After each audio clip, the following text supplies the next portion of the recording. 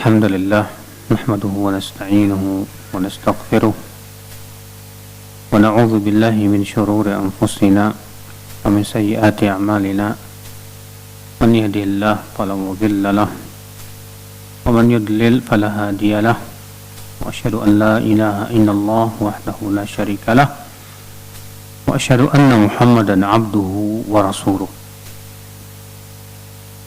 قال الله تعالى في كتابه الكريم يا أيها الذين آمنوا اتقوا الله حق تقاته ولا تموتن إلا وأنتم مسلمون.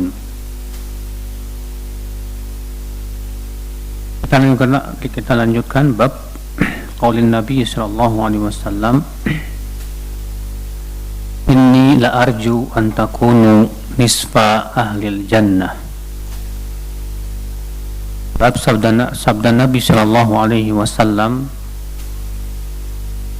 sungguhnya aku berharap kalian menjadi separuhnya penduduk surga.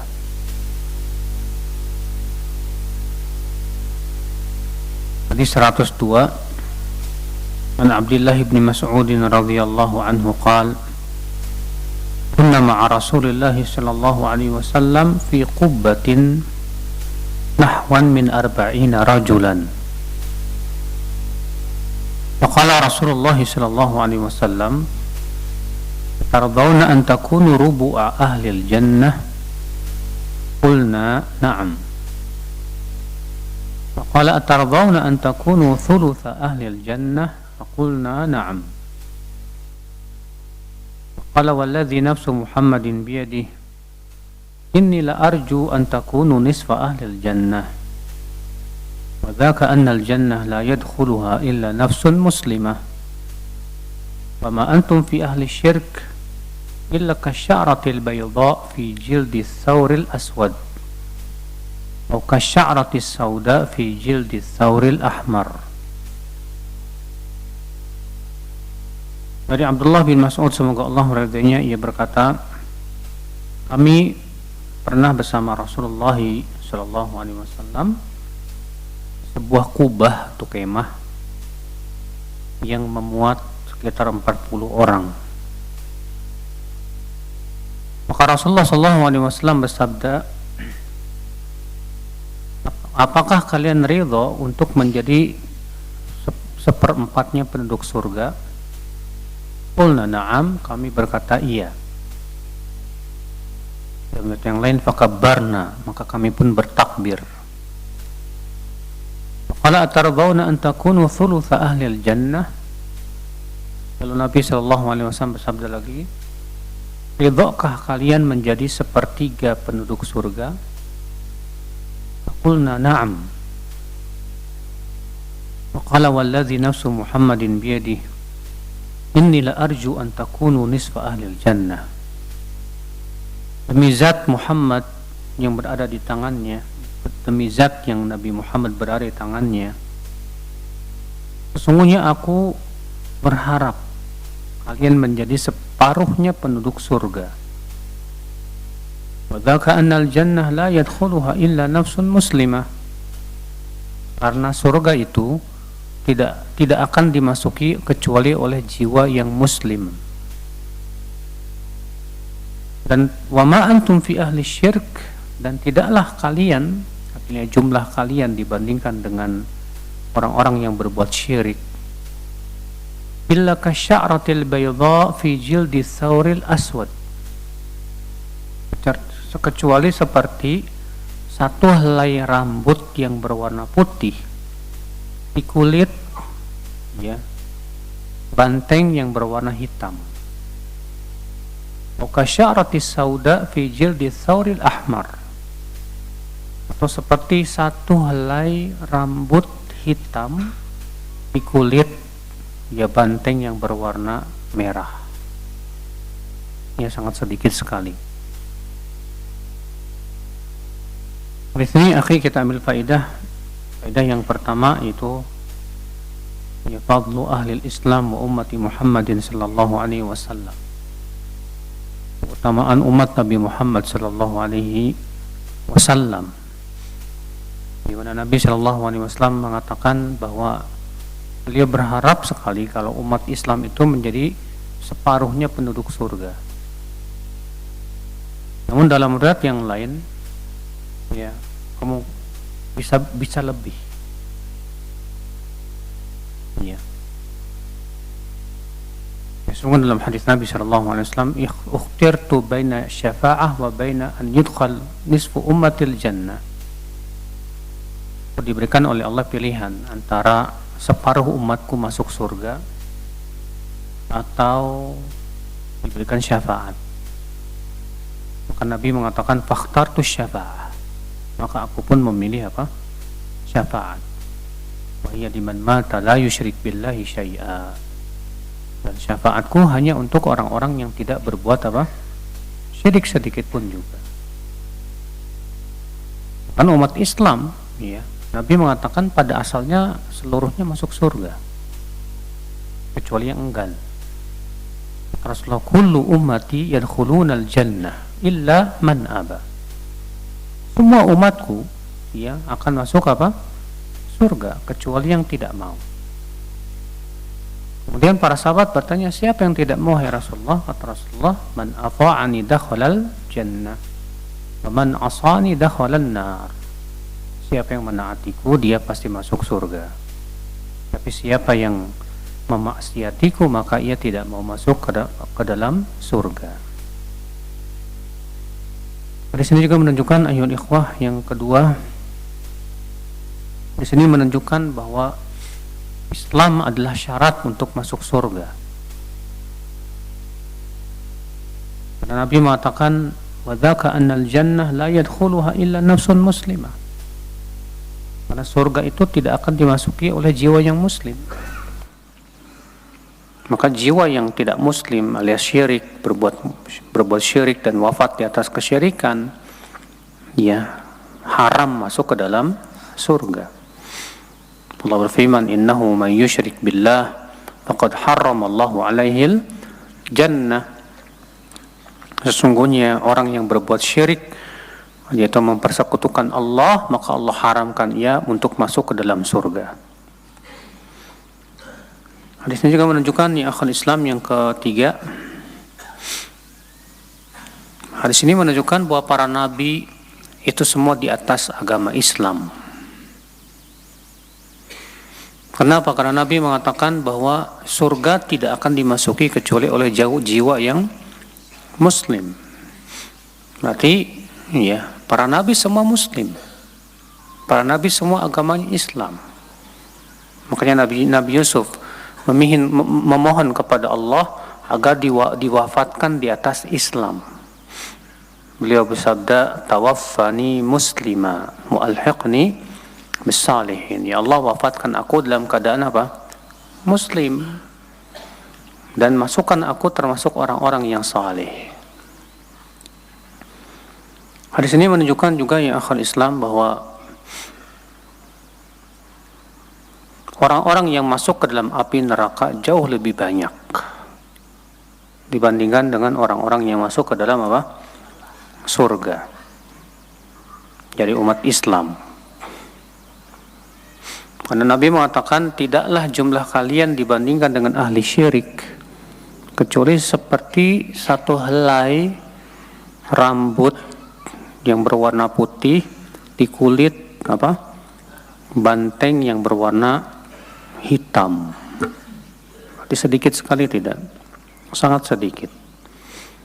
Dan nanti dalam hadis berikutnya akan dijelaskan, ya. Bab qawlihi azza wa jalla li Adam, akhrij ba'than nar min kulli 1999. Bab firman Allah subhanahu wa ta'ala kepada Nabi Adam, keluarkanlah utusan ke neraka, yaitu dari 1000 yang masuk neraka 999. Berarti yang masuk surga cuma berapa? 1. Ya. Hadis 103, an Abi Sa'idin radhiyallahu anhu qala qala Rasulullah sallallahu alaihi wasallam, yaqulu Allah azza wa jalla, ya Adam, fayaqulu labbaika wa sa'daik wal khairu fi yadaik. Dari Abu Sa'id Al-Khudri, semoga Allah meridainya, ia berkata, Rasulullah SAW bersabda, Allah Ta'ala berfirman kepada Nabi Adam, hai Adam. Maka beliau berkata, labbaik wa sa'daik wal khairu fi yadaik. Ya, labbaik artinya ijabah ba'dal ijabah. Ya, artinya aku menyahut panggilanmu. Wa sa'daik, ya.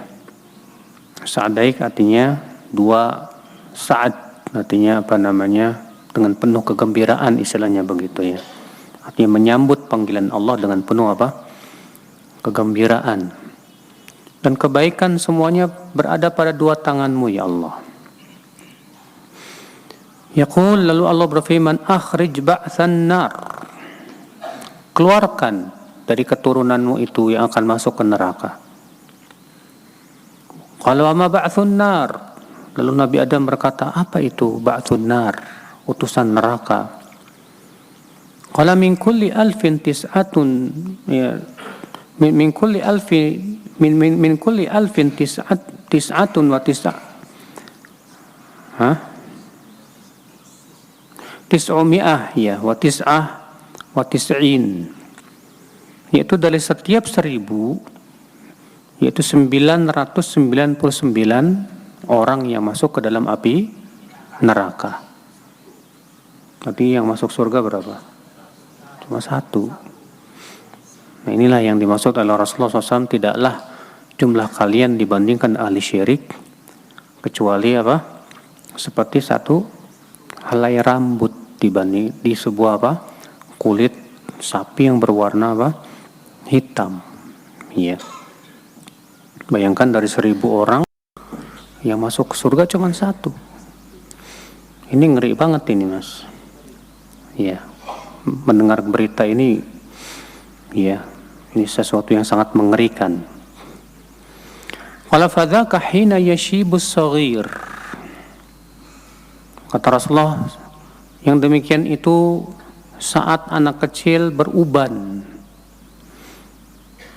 Ya Allah berfirman, wa tad'u kullu dzati hamlin hamlaha wa taran nasa sukara wa ma hum bisukara walakin adzaballahi syadid.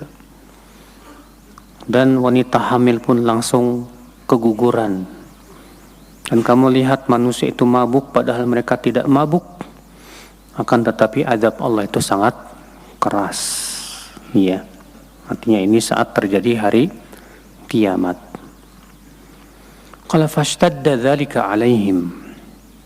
Maka para sahabat pun menjadi berat sekali mendengarkan berita ini. Siapa yang enggak berat? Dari 1000 orang ternyata yang masuk surga cuma 1. Iya. Faqalu ya Rasulullah wa ayyuna dzaka ar-rajul. Mereka berkata, wahai Rasulullah, siapakah orang itu yang masuk surga? Faqala Rasulullah sallallahu alaihi wasallam, abshiru fa inna min Ya'juj wa Ma'juj alfan wa minkum rajul. Bergembiralah, karena sesungguhnya 1000 itu dari Ya'juj dan Ma'juj, dan 1 itu dari kalian. Masya Allah. Maka Ya'juj dan Ma'juj banyak banget, Mas. Ya, jumlahnya. Qala walladzi nafsu Muhammadin biyadihi inni la atma'u an takunu rubu'a ahlil jannah. Kemudian Rasulullah SAW bersabda, demi zat yang diri Muhammad berada di tangannya, sesungguhnya aku berharap kalian tuh menjadi 1/4 penduduk surga. Fahamidnallaha ta'ala wa kabbarna. Maka kami pun memuji Allah dan bertakbir. Thumma qala walladzi nafsi biyadihi inni la atma'u an takunu thulutha ahlil jannah. Lalu Rasulullah SAW bersabda, demi zat yang diriku berada di tangannya, sesungguhnya aku berharap kalian menjadi 1/3 penduduk surga. Fahamidnallaha wa kabbarna. Kami pun memuji Allah dan bertakbir. Thumma qala walladzi nafsi biyadihi inni la atma'u an takunu syatra ahlil jannah. Kemudian Rasulullah SAW bersabda, demi zat yang diriku berada di tangannya, sesungguhnya aku berharap kalian menjadi separuhnya penduduk surga. Inna mathalakum atau inna mislakum fil umami kamathali sya'rah al-bayda fi jildi thawril aswad atau karraqama fi dhira'il himar. Ya. Demi zat yang diriku di tangannya, sesungguhnya aku berharap kalian menjadi separuh penduduk surga. Sesungguhnya perumpamaan kalian pada umat-umat ya yang syirik, maksudnya sebagaimana disebutkan dalam hadis sebelumnya, itu seperti satu helai rambut putih di kulit banteng yang berwarna hitam, atau seperti raqamah. Ya, raqamah itu kalau di hastanya kambing ya, suka ada yang apa sih, kayak kutil tuh, kecil-kecil gitu mas, ya keluar dikit, iya, atau di hastanya itu namanya raqamah. Fi dhira'il himar, yang berada dalam dhira' hastanya keledai. Iya, yang ada pada hastanya apa? Keledai, artinya sedikit sekali. Hadis ini menunjukkan ya akhal Islam, sebagaimana sudah kita sebutkan, bahwa ya yang masuk ke dalam api neraka itu sangat banyak sekali. Namun alhamdulillah ternyata itu dari Ya'juj dan Ma'juj. Ya. Siapa itu Ya'juj dan Ma'juj, mas? Itu nanti akan keluar di akhir zaman, dan jumlahnya itu luar biasa. Yang disebutkan dalam hadis ya, Ya'juj dan Ma'juj itu tidak akan mati sampai punya anak 1000 baru mati. Iya. Cuma masalahnya kalau antum cari di Google nggak ketemu, mas. Padahal jumlahnya luar biasa banyak sekali. Namun Allah sembunyikan tadi mana. Iya, Allahu ala kulli syai'in qadir, bagi Allah itu mudah. Hadis ini juga menunjukkan ya akhal Islam, keutamaan umat Nabi Muhammad sallallahu alaihi wasallam sebagaimana sudah kita sebutkan tadi, bahwa ia akan menjadi separuh penduduk surga. Berarti separuhnya lagi dari mana? Pengikut para nabi sebelum Rasulullah sallallahu alaihi wasallam. Iya. Adapun setelah Rasulullah SAW sudah diutus, maka wajib seluruhnya beriman kepada Rasulullah sallallahu alaihi wasallam. Baik, kita masuk ke bab al-wudu. Selesai dari kitabul iman, kita masuk sekarang ke bab itu fikih. Kata beliau bab wudu. Ini kitabul wudu. Apa itu wudu? Wudu beda dengan wadu ya. Wudu dengan waw didommahkan. Kalau wudu dengan waw didommahkan itu artinya perbuatan berwudu. Kalau wudu dengan atau wadu waw difathahkan itu artinya air untuk apa? Berwudu. Iya. Berbeda antara wudu dengan apa? Wadu. Al-wudu secara bahasa akhi dari kata al-wadu'ah yang artinya nadhafah, kebersihan.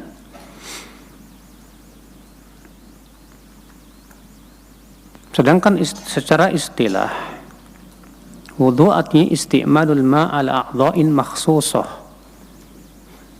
Itu menggunakan air untuk mencuci anggota-anggota yang telah dikhususkan, yang disebutkan oleh Allah dalam Al-Quran, wajah, tangan sampai siku-siku, ya, kemudian rambut, kepala, ya, kemudian kaki sampai mata kaki.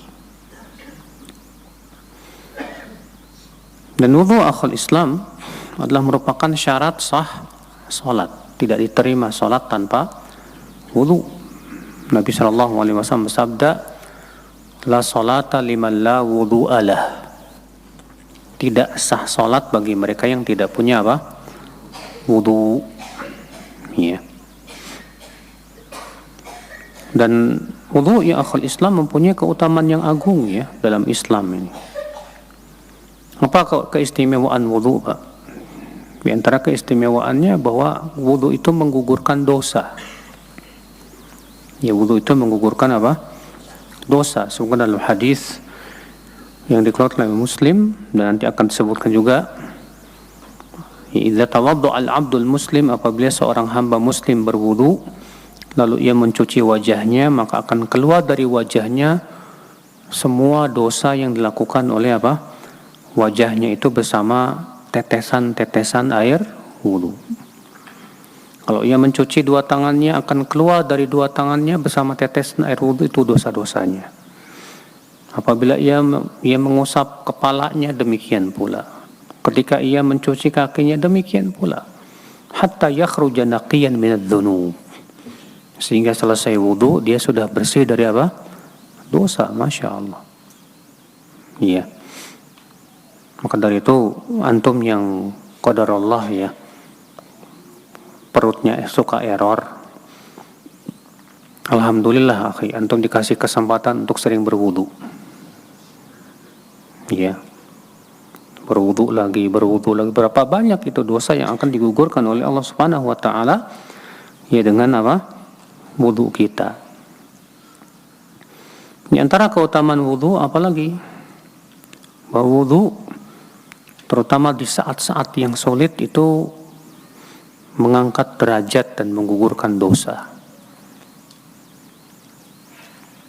Sebutkan dari hadis Abu Hurairah, Rasulullah SAW bersabda, "Ala adullukum ala ma yamhullahu bil khataya wa yarfa'u bihi darajat?"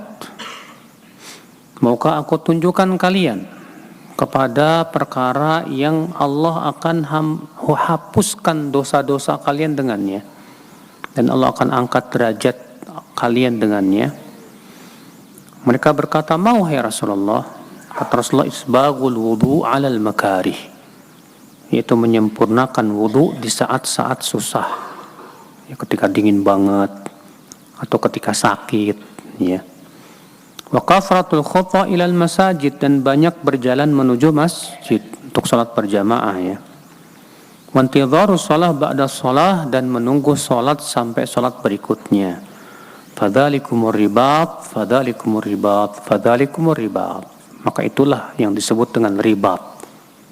Ribat itu berjaga di tapal batas. Ya.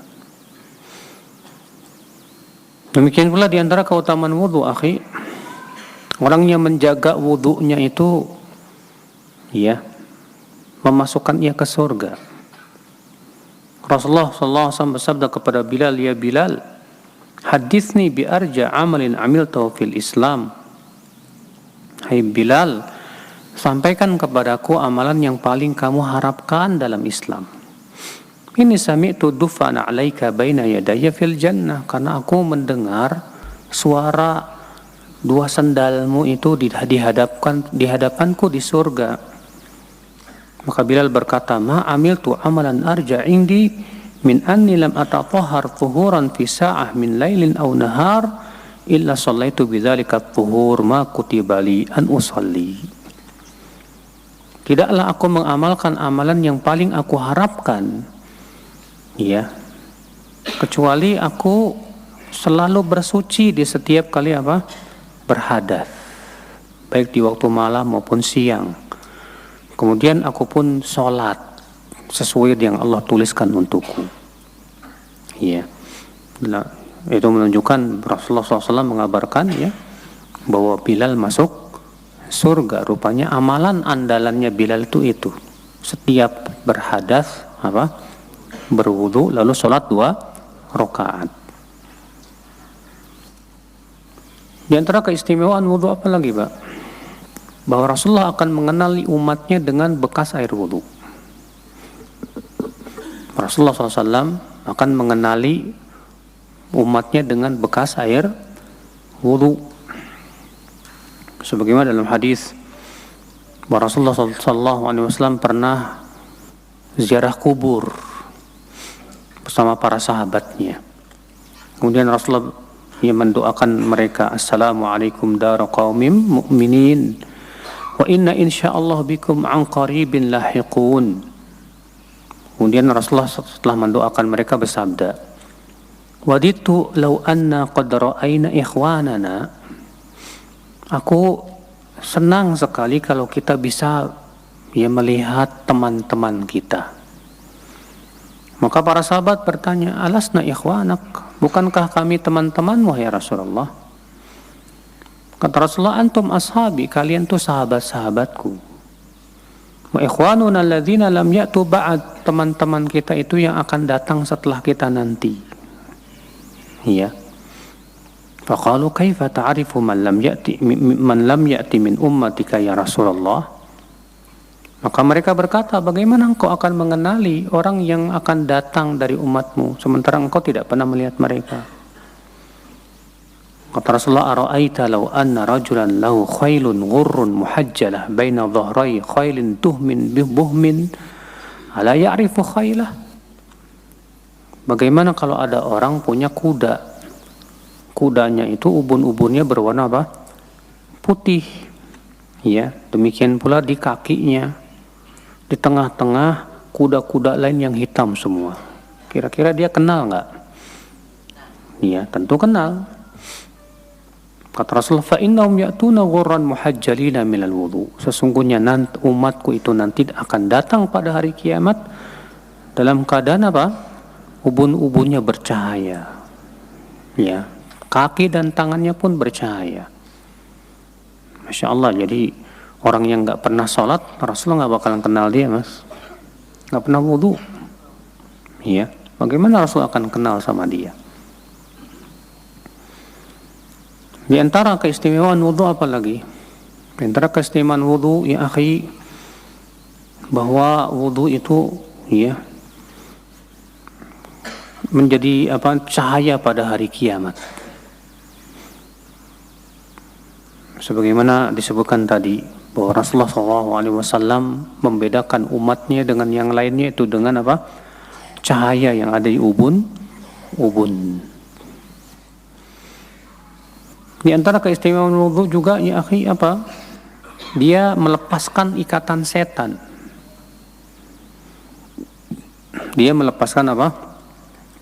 Ikatan setan. Karena orang kalau sedang tidur, Pak, kata Rasulullah, kepalanya itu diikat dengan 3 kali ikatan. Iya. Kalau dia bangun lalu ia berzikir, lepas tuh 1 ikatan. Kalau dia pergi berwudu, lepas 1 ikatan. Kalau ia sholat, lepas seluruh ikatan. Wa asbaha nasyitan thayyiban nafs. Maka di pagi harinya dia semangat, ya, jiwanya baik. Nah, kalau dia tidak seperti itu, apa yang terjadi?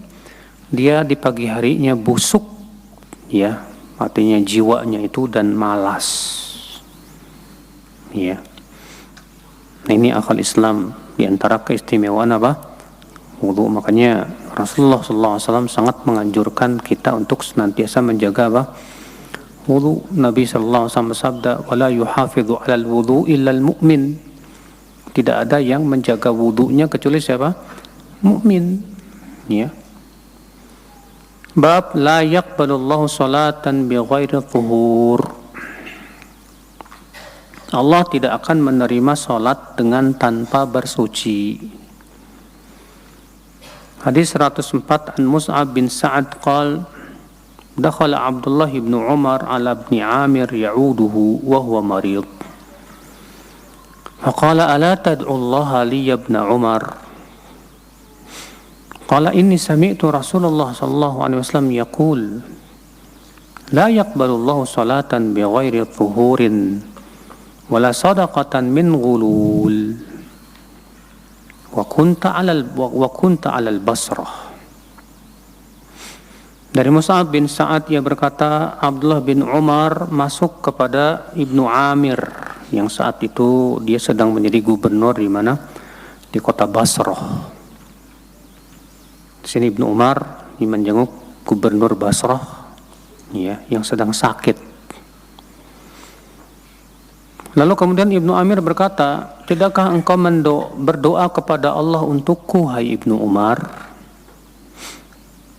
Maka Ibnu Umar berkata, sesungguhnya aku mendengar Rasulullah SAW bersabda, Allah tidak akan menerima salat dengan tanpa bersuci, dan juga tidak akan menerima sedekah dari harta gulul.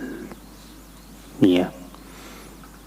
Dan kamu sedang menjadi pemimpin di Basrah. Ibnu Umar ingin mengingatkan dia tentang masalah beratnya mengambil harta, ya, rakyat dengan tanpa hak, ya, beratnya gulul dan yang lainnya. Hadis ini menunjukkan, kita ambil faedah yang pertama, bolehnya mendatangi penguasa, gubernur ataupun yang lainnya, ya, untuk menjenguknya dan yang lainnya. Lalu bagaimana dengan hadis man ata baba sultan iftatan? Siapa yang mendatangi pintu penguasa maka dia akan terfitnah. Ya. Bukankah itu menunjukkan kita nggak boleh mendatangi pintu penguasa? Ya. Tentu ya akhwal Islam, kita harus kumpulkan seluruh riwayat-riwayatnya. Karena ada juga hadis yang menyebutkan pujian terhadap orang yang mendatangi penguasa untuk memuliakannya. Ada hadisnya yang sahih. Sehingga para ulama menyebutkan bahwa yang dimaksud dengan mendatangi pintu penguasa yang akan terfitnah, yaitu kita mendatangi pintu penguasa karena mengharapkan dunia mereka. Karena mengharapkan apa? Dunia mereka. Dan biasanya seperti ini akan terfitnah hatinya. Adapun kalau mendatangi mereka untuk memberi nasihat, mengingatkan, ya, apalagi kalau kita didengar ucapan kita dan dia mendengar kita, lalu kita datangi dia untuk memberikan nasihat dan masukan yang bermanfaat, ini perkara yang dianjurkan. Ya. Makanya Rasulullah SAW sabda, afdalul jihad kalimatu haq inda sultanil jair. Kata Rasulullah SAW, jihad yang paling utama adalah kalimat yang hak yang disampaikan kepada penguasa yang zolim. Artinya di sini disampaikan langsung Pak empat mata, bukan bawa-bawa masa. Ya, karena sebagian orang yang suka demo tuh suka bawain hadis itu, Mas. Ini kan untuk menyampaikan kebenaran kepada penguasa yang zalim. Kita katakan ya akhi, cara menyampaikannya kan dijelaskan dalam hadis yang lain. Man arada an yunasih li sultan fala yubdi ala niyah. Siapa yang ingin menguasai penguasa, menasihati penguasa, jangan terang-terangan di depan orang, jangan. Tapi apa? Nasihati ya empat mata. Kalau dia diterima nasihatnya, alhamdulillah. Wa illa faqad adda alladhi alai.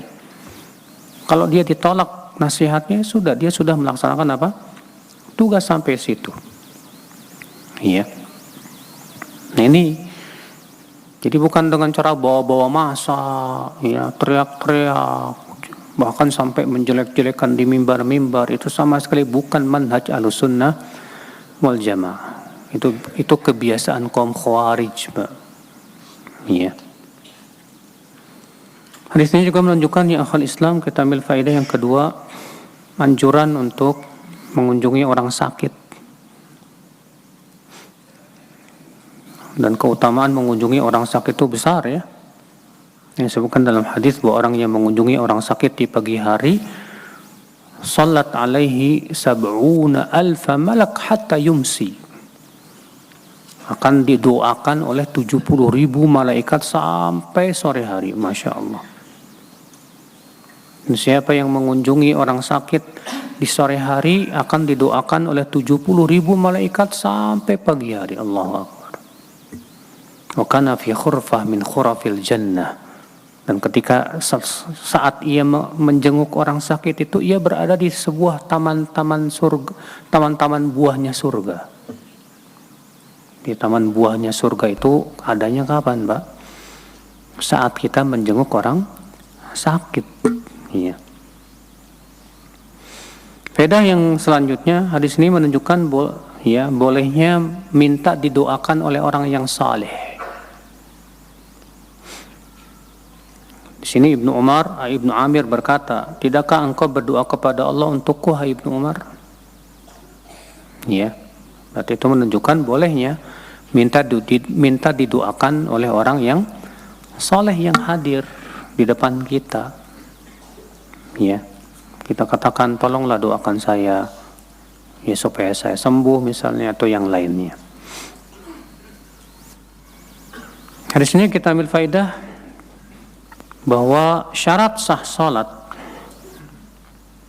yaitu diantaranya adalah wudu, bersuci. Karena Rasulullah SAW sabda, la yaqbadullah, Allah tidak akan menerima salatan bi ghairi tuhur, salat dengan tanpa apa? Tuhur, bersuci. Berarti salat mana saja yang tidak di atas kesucian maka tidak akan diterima. Apa yang dimaksud dengan kata-kata tidak diterima? Artinya tidak sah. Ya, tidak sah. Faedah selanjutnya, hadis ini mafhum mukhalafahnya menunjukkan bahwa selama seseorang di atas wudu dan belum batal wudunya, maka sholatnya diterima, sah. Iya. Berarti itu menunjukkan boleh tidak beberapa sholat dengan sekali wudu? Boleh. Karena Nabi mengatakan Allah tidak menerima sholat dengan tanpa wudu. Berarti selama masih di atas wudu, selama itu pula sholat kita diterima atau sah. Iya. Memang ya kebiasaan Rasulullah SAW itu beliau berwudu untuk setiap kali sholat. Namun pernah di Fatu Makkah Rasulullah SAW sholat 5 waktu itu dengan sekali wudu saja. Sehingga Umar bertanya, ya Rasulullah, engkau melakukan perbuatan yang tidak pernah engkau lakukan sebelumnya. Apa itu? Itu engkau sholat 5 waktu dengan sekali wudu saja. Apa kata Rasulullah SAW? Amdan fa'altuh ya Umar. Sengaja aku lakukan itu. Ya sebagai kemudahan. Ya. Namun ya yang lebih baik kalau kita berwudu setiap kali apa? Sholat itu walaupun misalnya belum batal lalu kemudian kita berwudu lagi itu lebih utama. Ya. Hadis ini juga menunjukkan akhul Islam bahwa sedekah tidak diterima dari harta yang haram. Sedekah tidak diterima dari harta yang apa? Haram. Karena Rasulullah SAW sabda, wala sadaqatan min gulul. Dan Allah tidak akan menerima sedekah dari gulul. Apa itu gulul? Ya, bersikap curang, zolim. Maka harta yang haram, baik itu riba ataupun dari hasil mencurangi orang, apalagi dari mencuri dan yang lainnya, ya kalau disedekahkan maka tidak ada pahalanya sama sekali. Antum kerja misalnya di lembaga ribawi, atau antum kerja misalnya ya di tempat pembuatan arak atau sesuatu yang haram, maka gajinya haram tidak? Haram. Lalu antum berkata, saya mau sedekahkan kok. Kita katakan sedekah Anda tidak diterima oleh Allah. Demikian pula misalnya antum ya nabung di bank ya, kemudian ada bunganya. Lalu bunganya antum ambil, antum sedekahkan. Pahala nggak Pak? Nggak ada pahalanya sama sekali. Iya. Yang pahala kapan? Kalau dari rezeki yang halal. Sebutkan dalam hadis, ya, innallaha ta'ala thayyibun la yaqbalu illa thayyiba.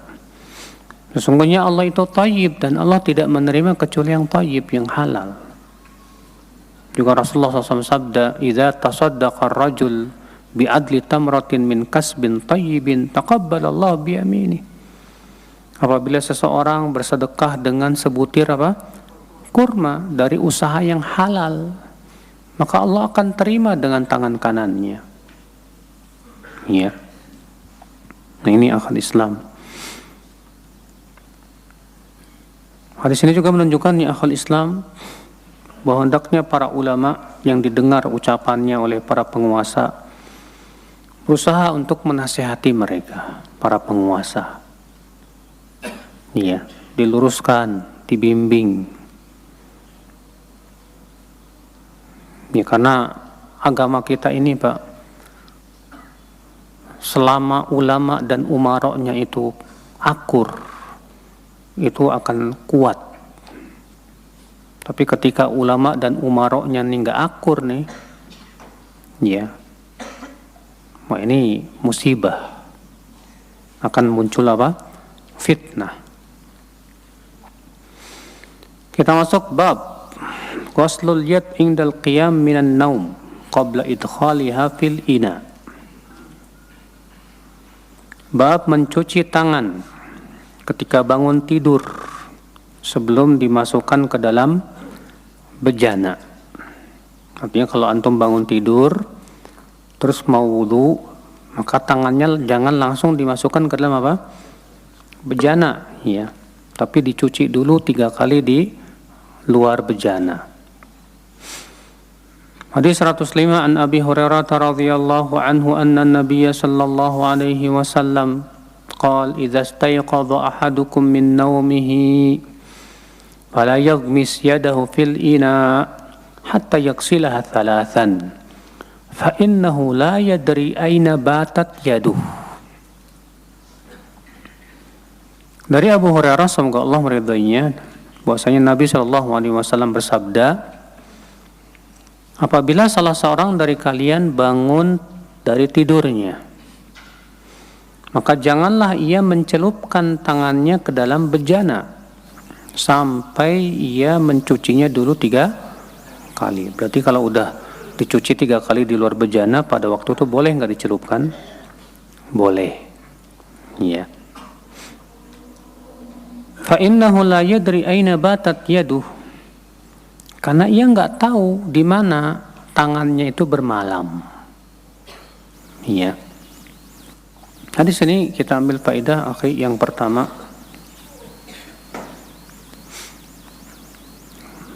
larangan mencelupkan tangan ke dalam bejana saat bangun tidur sampai dicuci dulu ya tangan kita berapa kali Mas? 3 kali. Iya. Para ulama berbeda pendapat Pak. Apakah ini berlaku untuk setiap bangun tidur atau khusus tidur malam saja? Imam Ahmad pendapatnya adalah ini khusus tidur malam. Ini khusus tidur malam.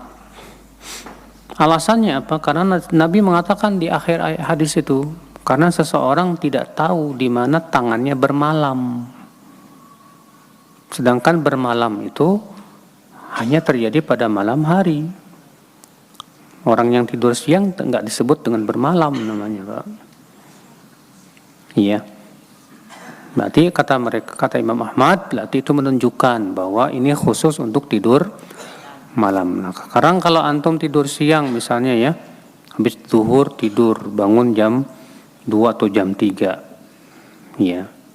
Menurut pendapat Imam Ahmad, maka larangan ini tidak berlaku untuk mereka yang bangun tidur siang. Sedangkan jumhur itu apa sih? Mayoritas. berpendapat bahwa ini berlaku untuk tidur malam maupun tidur siang. Ya, kata mereka, pertama karena Nabi menyebutkan di situ dengan lafaz min naumihi. Apabila salah seorang dari kalian bangun dari tidurnya. Di sini berbentuk apa? Ya, isim tunggal. Dan isim tunggal jenis kalau diidhofahkan yufidul umum. Itu bermakna umum, bermakna apa? Umum. Berarti semua tidur. Iya. Lalu bagaimana dengan akhir hadis itu yang menyebutkan seseorang tidak tahu di mana tangannya bermalam? Kata jumhur, kata-kata bermalam ini tidak memberikan takhsis, pengkhususan. Kenapa? Karena ya ini lil aglab. Artinya biasanya orang itu tidur di waktu apa? Malam. Ya. Maka sesuatu yang disebutkan secara kebiasaan tidak mengkhususkan bahwasanya itu hanya pada waktu itu saja. Iya. Sehingga menurut pendapat jumhur maka semua tidur ketika bangun tetap disyariatkan. Iya. Wallahu a'lam. Kemudian Nabi Shallallahu Alaihi Wasallam di sini menyebutkan tentang hikmahnya, Pak. Kenapa disuruh mencuci 3 kali? Kata Rasulullah, karena seseorang dari kalian tidak tahu di mana tangannya bermalam. Nah, sekarang kalau ada yang bertanya, kalau tangan saya ikat gimana? Tangannya saya ikat ya. Berarti saya tahu dong tangan saya di mana. Iya. Apakah berlaku? Berarti kalau bangun tidur karena tangannya diikat, berarti dia boleh langsung memasukkan tangannya kemana? Ke bejana. Kata Syekh Utsaimin, tetap berlaku larangan ini. Karena yang dimaksud oleh hadis Nabi ini, karena seseorang tidak tahu tangannya bermalam di mana, itu bukan karena tangannya megang yang enggak, Mas. Iya. Tapi maksudnya kata Syekh Utsaimin berhubungan dengan mulamasatu syaitan. Menyentuh setan. Sebagaimana disebutkan dalam hadis ya, bahwa fa inna syaitan yabitu ala khayshumihi. Setan itu menginap di mana? Di lubang hidung saat tidur itu.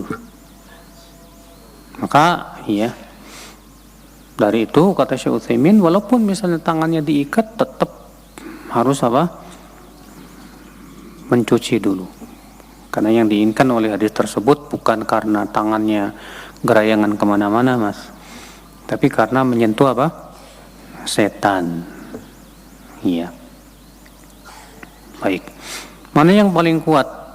Pendapat Imam Ahmad atau jumhur? Kalau saya sendiri condong kepada pendapat jumhur. Ya, bahwa ini berlaku untuk setiap apa? Tidur, baik tidur siang maupun tidur apa? Malam. Wallahu a'lam.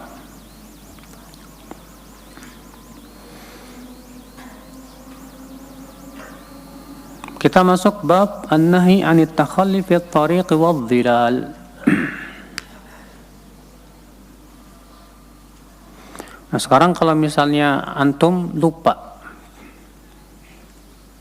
tangan antum langsung antum masukin bejana dan belum apa? Dicuci. Apakah airnya menjadi najis? Jawabnya tidak. Jika memang tangan kita bersih dari apa? Najis. Iya. Kenapa? Karena sudah kita sebutkan tadi bahwa ilatnya yang diinginkan oleh Nabi itu karena mulamasatu syaitan tadi, Pak. Menyentuh apa? Setan, bukan karena tangan kita najis, bukan. Iya. Kecuali kalau antum waktu tidur ya megangin dubur misalnya, atau ya yang lainnya. Iya. Sepertinya sudah adzan.